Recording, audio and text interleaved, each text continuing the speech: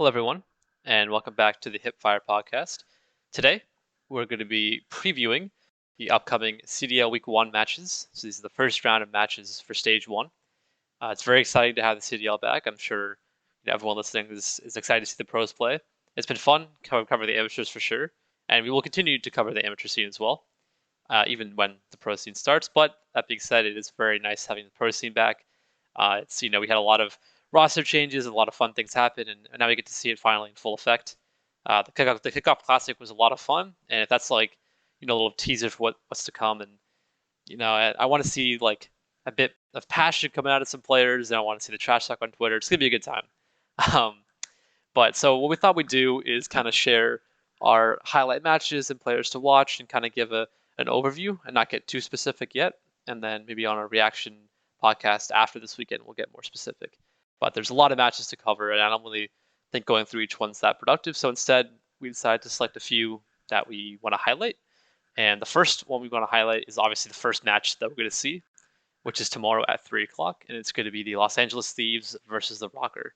So, Yas, why is this a highlight match? I think you just have two teams that, when you look at their group, and who can really take that second spot behind Dallas, I think these are the two teams to point at. I'm really curious to see how they will go up against each other head to head. I know Rocker, we've talked about in the past, their S&D being a very strong point for them. And the Thieves, outside of scrims against Optic, we really haven't seen much from them so far. I mean, the Kickoff Classic, they kind of got beat down pretty handedly, and I didn't really get to showcase what they're capable of, in my opinion. Um, so in the sense of the series, I think it's really going to be curious to see how far ahead the Thieves really are, if they are ahead of the Rocker, and what the Rocker are capable of in respawn. Because against the Ultra and the Kickoff Classic, they didn't look too hot at times, especially in the hard points. So I imagine there's a point of contention that they've worked on. So I think this is definitely going to be a close matchup. I'd expect it, probably go map 5, and if in that case, I think it'll be quite the banger to start the first week of the CDL on. Yeah, it's definitely going to be a close series, and I think it's interesting because the Rocker, I would imagine their strengths are in Search, like we talked about before, and then the Thieves, it should be fine in Search, right? You got TJ, who back in World War II was probably one of the best Search players in the game, if not the best, and the rest of the guys on that team are definitely not slouches in Search at all. Like Kenny, Slasher, and Temp, they're fine. So they shouldn't be a bad S&D team. But against the Rocker, I kind of lean S&D for them in this series.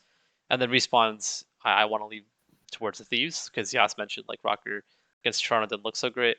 But regardless, like it's gonna be a close series. I do feel like if it goes to Game 5, the Rocker could pull Yeah, off. I guess it's an upset, right? If they beat the Thieves I mean, on paper, you'd on say so, paper. right? Okay, But yeah, I don't know if that's how the team's been playing. Again, like I haven't kept up with scrims as much as I'd like to, considering we're right. trying to cover the challenger scene as much. But even then, based off one scrim, it's hard to tell how they're performing. Hmm. So again, I think that's one of the reasons why this is just so exciting, is that Yeah, unlike years past where we have an indication of what teams are looking like, this is the first year where, or at least second year, I suppose, where we haven't seen much scrims besides optics. So what teams are going to look like, oh what teams are going to look like on open day is going to be quite interesting to see. yeah, that's definitely get some good points there. So moving on, the next match is the last match. So starting with the first match and the last match. The last match is the Atlanta FaZe versus Optics Chicago. Obviously, this is a matchup we wanted all of last year, and we finally got it like at the very end, and it was a blowout. It's just like so underwhelming. Yep. Um, but we got it again. So we got Chicago versus Atlanta, and it's going to be a fun match. I think for what it seems like Chicago is a bit ahead, but I mean they're pretty. I mean, FaZe are no slouches. Like they're not going to be easily getting smoked. I don't think that like I do think Optic is favored, but I don't think it's by that much. And it's just a nice storyline because without even like so first of all, right, the first storyline is Optic versus FaZe, which has been a thing like forever, right? And the second storyline is you got Arcides facing off against his former team, which is just like it's so much fun. Like it's a great match to have this early in the season. I'm glad we don't have to wait to the end of the year to see it. But what are you excited about for this matchup? Yes.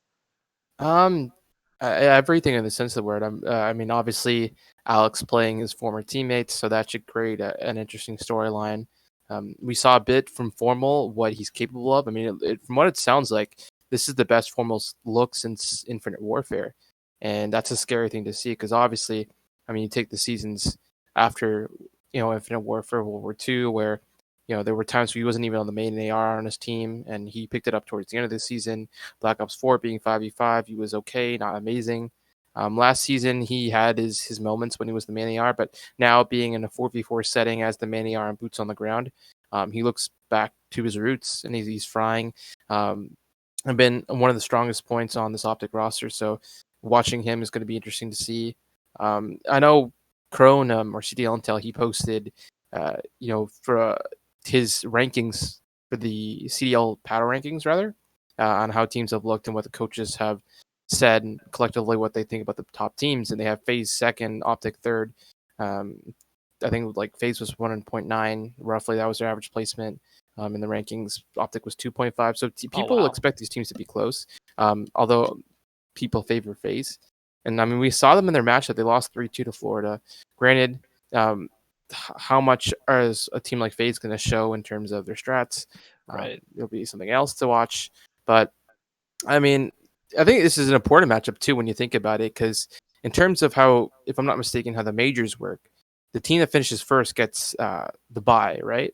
Mm-hmm. Yep. Second and third get placed right into the playoff bracket, but first gets the bye. So that first spot is huge. So whoever wins that matchup could potentially take top spot in the group and eventually that bye, which could play really key later on in the majors. So that's definitely going to be a really important matchup later on. Yeah, that's a good point. I was so caught up in the storylines, I forgot that it's also just like a really important match in general. Yeah. That's a good point. So then our last match we chose to highlight is a bit more personal since Yas and I are both Ultra fans, Yas more than me, and I'm also a big Florida fan, mostly because of the branding, to be honest. I just love the kits and love the color schemes, and their Twitter's fire.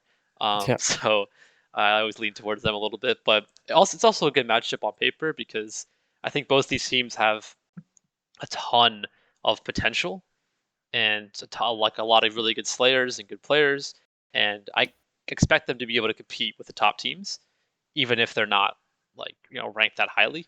I do think that Florida, especially, I mean, again, it's a kickoff classic. I don't take too much into that, but they did look very good, Mm-hmm. and Ultra looked good in respawn, which was a surprise. So it's actually going to Yeah. be a really good matchup, I think, because if this matchup was like, let's say we didn't have the kickoff classic and like we didn't hear much about what's happening in scrims and it was just like roster versus roster, I'd expect Florida to be pretty good in the dominant in the hard Yeah. points and respawns, right? But based on what we saw with like how well Bance played specifically too, I Yeah. think it'll be a really close series in basically every game mode. I don't think that one team has that much of an advantage. I think if you want to say like maybe Florida's a bit Slayer heavy than the Ultra because Skies is a bit more than Methods, but I think like overall, very very evenly matched teams. So there's teams that we both like the teams, and also I think it's a really good matchup. But what are you looking for in that matchup? Yes. Yeah, I think you hit the nail on the head with a lot of the aspects there. I think this matchup will be interesting. Again, I'm very curious to see how Ultra's S&D will look and Mm-hmm. fare against Florida because, in particular, especially last year, that was their strong suit. They weren't very consistent in respawn throughout the season, and that sort of hurt them at times. But when their respawn was strong, and Hardpoint in particular was strong, they were taking series off all the top teams. And in that kickoff classic, their S&D looked very poor. Bance wasn't having the greatest S&D, neither was Zinni. And you can't have two players, having an off map in S&D and expect to win them. So that is, I think, what the Ultra need to focus on, and what it's going to be interesting to see where their S&D lies against a team like Florida, who I expect to be a very strong S&D team in their own right.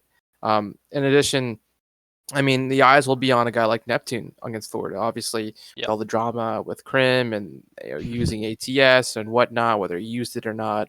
People are going to be watching his point of view, all of Florida's point of view, just to see, like what this kid's capable of again, because we saw a bit of it at the kickoff classic, but this is a real league match where the stakes are on the line. everyone's going to be watching you, and so I'm curious to see how he'll perform. Yeah, for sure. And for Neptune too, it's a weird team to join because I feel like if you're a rookie and you join a team like Dallas, when you have Krim and Clay there, you team with like more veterans, it might be a little bit easier. And in this case, you got Mac, or not Mac, my bad. You got Awakening, who was obviously a rookie Yeah, last year, so not much experience. You got Skies, who made his come up pretty recently as well. Best year being last year as well. And then they got Slacked. And Slacked, he can be a good mentor. I don't think I think he genuinely can be. But in the past, he's had a history of being quite rough on rookies. So um, it's just kind of funny. I do think that if Slacked can kind of mature and show a bit of his leadership and to kind of lead this team, I'd be very looking forward to that because in terms of Florida having a leader, especially like in game to calm down comms or to make a play or to call something out or to kind of take that leadership role. I personally am looking towards Slack to do that because he's had a ton of experience and he is very vocal. Like he's a vocal player, so I don't think he's like he can't do that. But yeah. So for me, like with that team, it's a lot of talent, and then I want to see Slack kind of rise up in the leadership role. That's kind of where I see. But yeah, yeah. definitely gonna be a fun matchup for sure. With that being said, we're going to go on to our players to watch. So these guys we picked here, we're going to give our reasons for, but I mean, we could have listed like 20 of the people. These are just guys that we kind of are excited to see play. But yes, who is your first player to watch? Yeah, so Mac, I think, is going to be a very interesting player to watch. Obviously, at the Kickoff Classic, he didn't exactly have the series he was looking for. I'm just going to try and pull up the stats from that series. Now, obviously, he was put in a tough spot on Yeah. that roster, given that he had the Zuma retirement, news. He had to switch from what he was going to play as a flex to a main sub now full time, and that was a shock to him. I mean, he dropped 0.72 in the first map. He was 8-8 in Search and Destroy, and then he had 26 and 26. So as the series went on, he started to perform better. But when New York was at their strongest last year was when Mac was slaying around with the sub, putting on pressure on the map. It looked like he was extremely dominant at times, and was the real force behind New York's respawn at times last year. And I think for this year, in this week, I'm really curious to see how he perform now, having gotten more time and acclimated to that role as a full-time sub, as opposed to where he had not as much time to prepare in the Dallas match. So I'm very curious to see how they perform. I mean, that team in general, it will be very curious to see how they look with more reps with Diamond Khan, and they haven't apparently looked the greatest. But again, with a guy like Hydra on the precipice, hopefully he comes over to NA very soon. I mean, we both hope that Mhm. that'll turn that team's fortune around. But again, if I'm talking about players individually, Max, the guy that I'd like to see. But who do you have that you want to look at? Well, for me, I have TJ Haley as a guy that my first kind of player to watch because I was super high on TJ. Everyone was in World War II. He was like, especially the early, like first half of World War II. I'd say he was the best Surge player, like Yeah. hands down. He was probably the best sub. Like he was very, very talented. And then we kind of saw his performances drop a little bit, like especially at an individual level. He didn't look that comfortable in Black Ops 4, and I mean, he was fine. Like he's TJ Haley, like, he's a good player, right? But then last year, obviously, it got even worse. And I don't know what's going on because he's very, very talented. I don't think a player like him can really. I don't think you can attribute it to him his individual skill. Basically, is what I'm saying. I think the skill is still there. It's just about finding the right team to play around. And I actually don't. I don't know if this is the right team. I'm not confident. Like I mean, there's a lot of questions I have about the Thieves. But if he individually could step up and start having that star quality, like TJ Haley War 2 form, that I think this team can do really, really well and like take home championships convincingly. Because like Slasher's going to be fine. Kenny's looking better this year than last year, and Temp and TJ, this is like the thing. Like when they would in IW when they weren't old enough to play yet, they would talk about it all the time in eights. Like I can't wait to get to play. And like I know they wanted to play together, but they couldn't because of like TJ didn't turn 18 in time, and they probably wouldn't have enough per points anyways back in IW. But they Hmm. were like always talking about playing, and now they get to play together, and it's a great, like it's awesome. Like I really want to see them succeed, And for me, it's a lot on TJ's shoulders. I think he has to get back to better form, and he cannot have another year like he did last year, because he's very talented, and it's really not like that acceptable to me. But for a player like that much talent, obviously something's going wrong with the team if you can't bring it out, because he is really gifted. Yeah. That's kind of my thoughts on TJ. So who's next for you?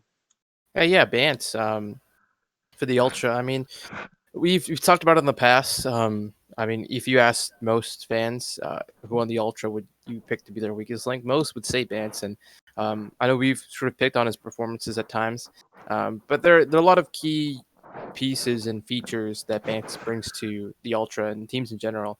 One, his better leadership, his in-game leading ability. Because I mean, when we listened to the comms last year from the Ultra, it was Bance that was the one who was calling out majority of the time, that was directing all the players where to go, and that can't be understated.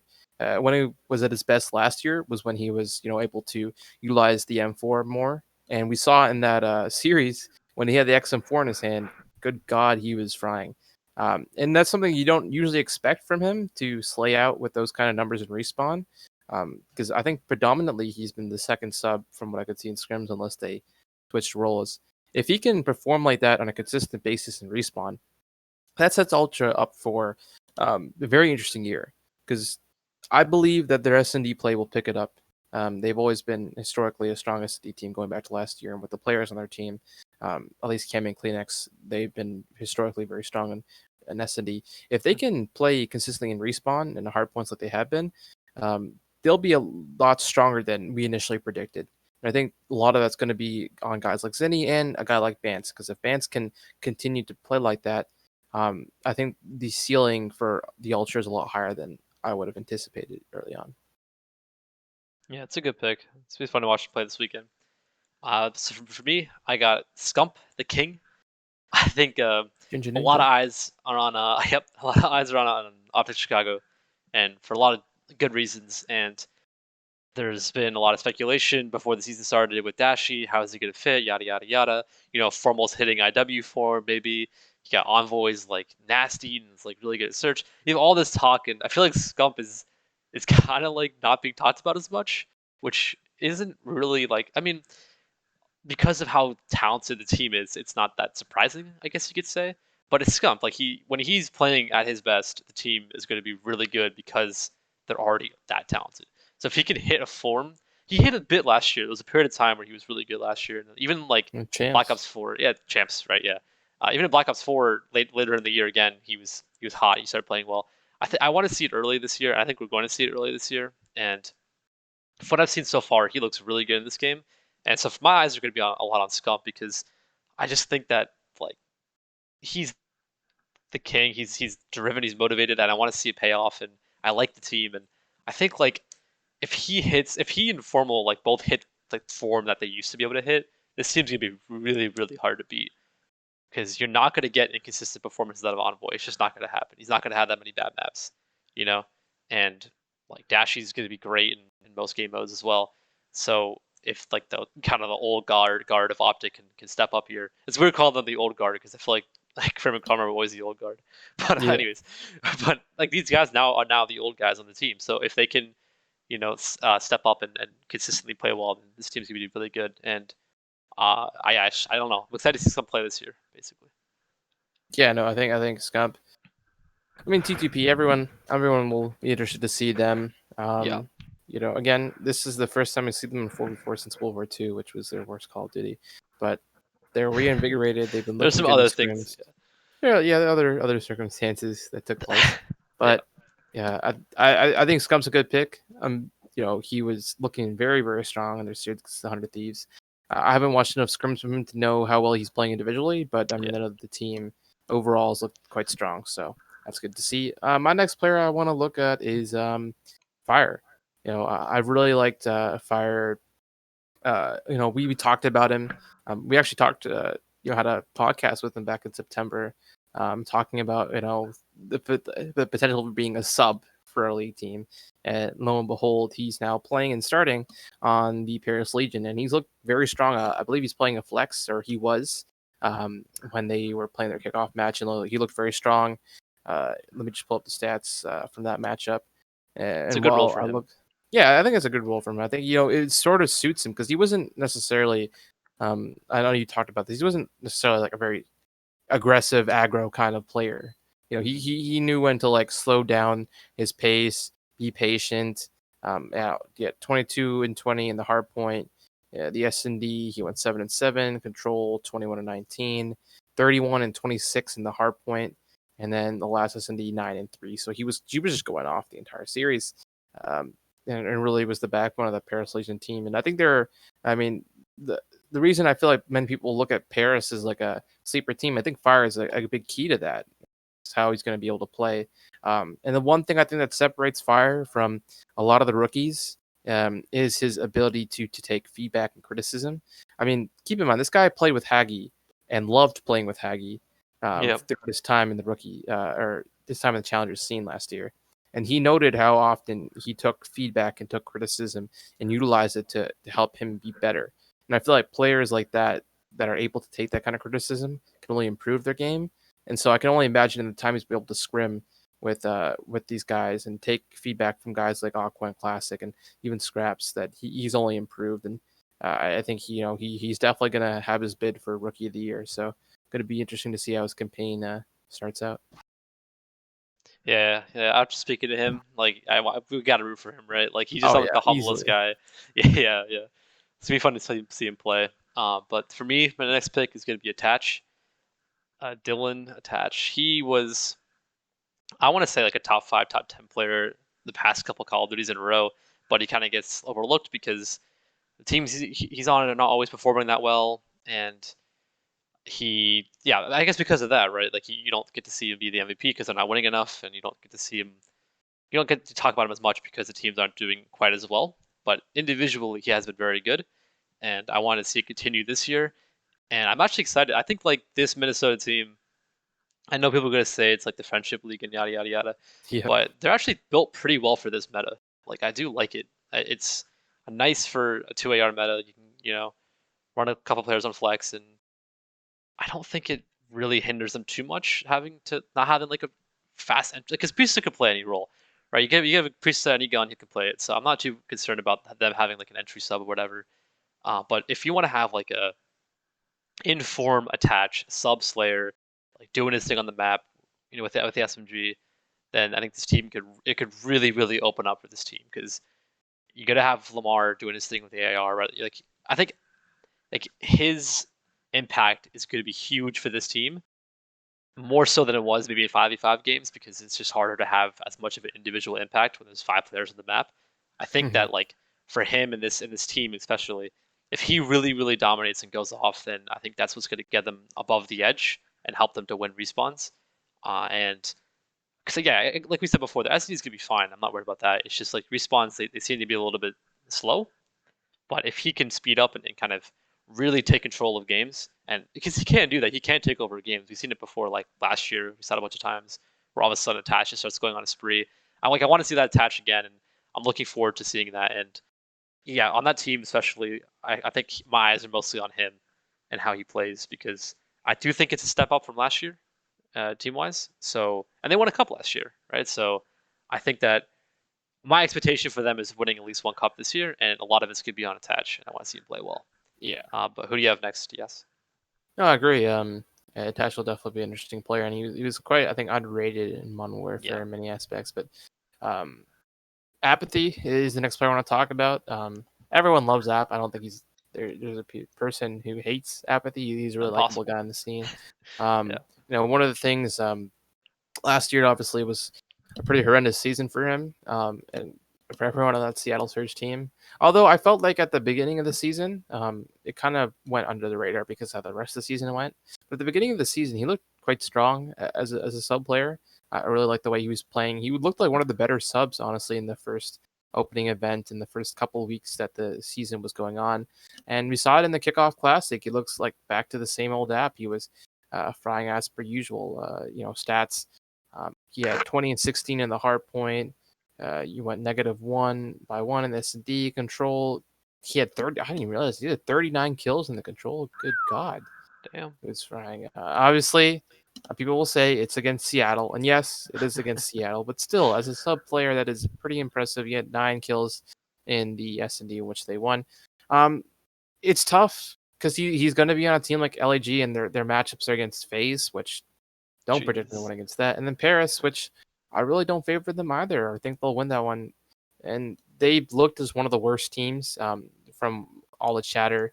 I mean, they were ranked, I believe, by Crone, if I'm not mistaken, somewhere close to like last or second last. So again, it's going to be interesting to see how Apathy perform, because if it can keep up the level, maybe they're able to steal a series here and there. And that's the thing. Even with him performing as well as he is, they're only barely just beating the arguably the worst team in the league. So it'll be tough and interesting to see how he performs in this sort of setting.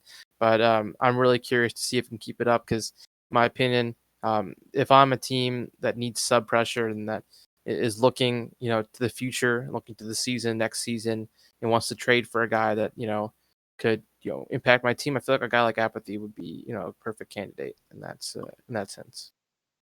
Yeah, no, and also like just one more thing on App too. Like when he was in World War II, Arden's Force S&D, like he had a couple of different double-digit games in that mode, and I really liked watching him play Arden's Force S&D. I thought he played it really well. He would like pull out of pressure mid map and really open up the map for his team. And I think like when Apps at his best, it's also when he's sitting in search as well, because he's gonna do well on respawn. Like he might have a bad map here and there, but relatively speaking, he should be pretty consistent in respawn.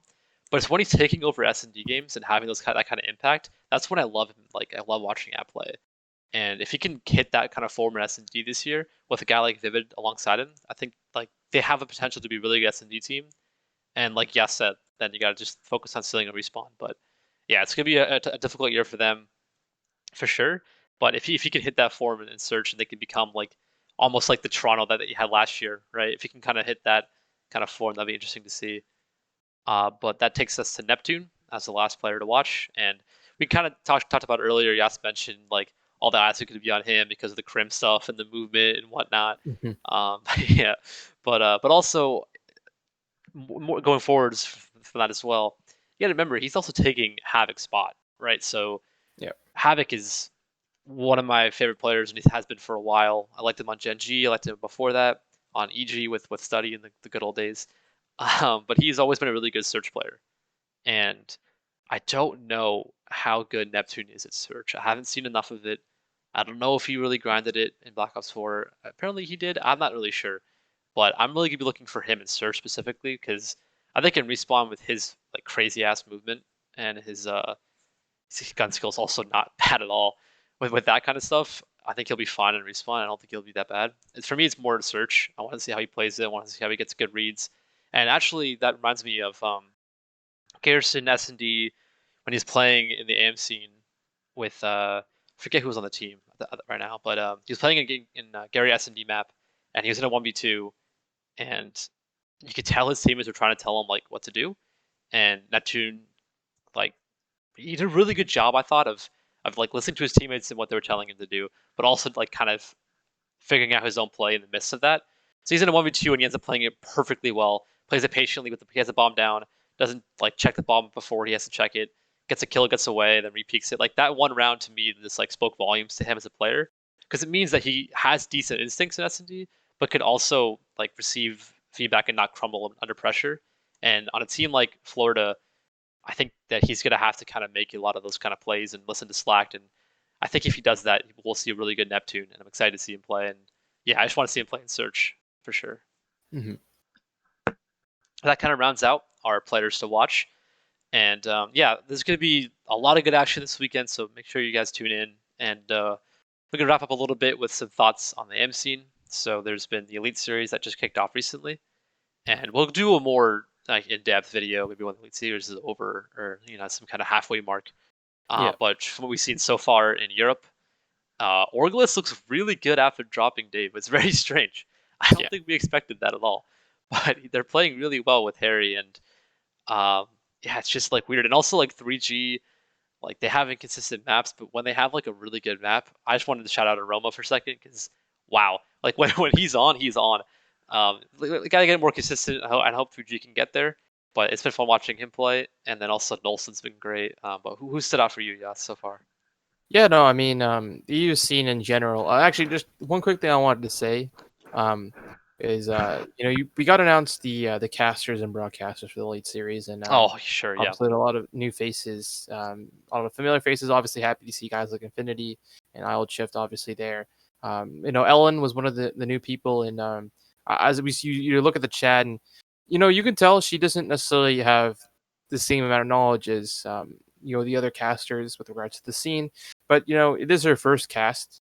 You got to give her time to improve. We saw like people like Katie, who's a beloved person on the CDL. She wasn't perfect at the start. No one really is. So just give her time to improve. But moving on to regarding the EU scene, I mean, it's sort of I mean, we knew it was going to be close between all the teams, given how it has sort of been that way throughout the cups. One thing I didn't expect was how start to be 1-3 after the first week. Yeah, man. They lost a lot of S&Ds. I think they went 0-4 on Oof. S&D in day two. They didn't win a single one. It seems like they're beating themselves at times. They're making themselves have bigger problems than they need to. They're pushing it when they don't need to. I think DeFrag was even mentioning it that he need to be more patient in certain moments of the game. Wee Man didn't have some of the greatest maps at times, and it sort of hurt them when they don't have that AR pressure or AR presence on the map. At its fullest. And so them being 1-3 is a bit of a shock. Gangsters being 3-1. I mean, it's a quite entertaining for them to be 3-1. Obviously, honestly they could have been 4-0. They kind of let go in the series they lost the first day. I believe it was to Orglis, or it might have been Connect Four. I can't remember exactly which one it was. But they ended up losing 2 in a map 5. But they look very strong. Obviously, Paco is our Hydra has looked fantastic throughout. Yep. Good God, man, when he gets to CDL, it's going to be entertaining to see. He's gonna fry. He's gonna Yeah, absolutely fry. he's going to be something else. Singularity, again, their struggles have sort of kept on being a thing. Like we talked about, will Singularity move up from where they were in the last cup, or will they revert back to the Singularity of old? And it's sort of the one of old. Like they've been close in all these matches. Don't get me wrong, but they failed to close them out, and that's why they're only 1-3. Now the thing is, with there being, I'm still not 100% sure on how the format is. If it is just 7 matches, because if it is just 7 matches, they're in a tough spot. Being in second or second to last, they're 1-3, meaning they have 3 matches left.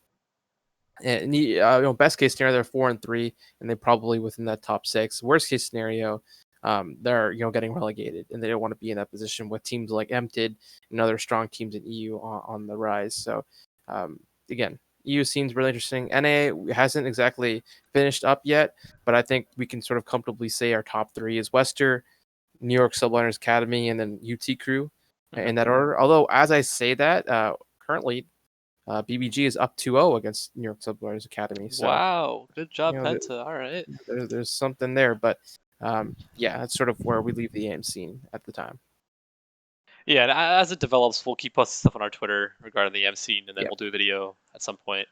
I think But once the major happens yeah, for okay, this elite season, when we get that, we can sort of start talking about that, because that'll be more sure. entertaining. But yeah, Yeah, definitely. Yeah, so that kind of wraps up our thoughts this podcast. So hope you guys are excited for the matches. We're back. CDL's fully back. This is no more like Takeoff Classic, Call of awesome Duty, preseason. We're let's go. actually back. It's exciting. It's fun. It's gonna be a good time. And just the only thing I want, let's see if we could like wish on COD gods, right? I just don't want any tech issues. I want like a nice weekend where no one Stay leaves the game. Stay What is tuned. it? Stay tuned. Just stay tuned. Stay tuned. No, please. That's the only thing I wish. I just don't want anybody to lag out mid map. I don't want to have any of those kind of issues. We have to decide like a ref makes a decision. I just want like clean weekend. Just like a no audio problems. I can hear With Merc that and being Maven's said, beautiful if there's voices. audio problems, Seth jinked us. Okay. I did. I jinked. Well, no, it's the COD gods' fault. I prayed to them. If they don't deliver, it's their fault. All right. But with that being said, it's gonna wrap up our podcast. I hope you guys enjoyed, and stay tuned for the next one. See you.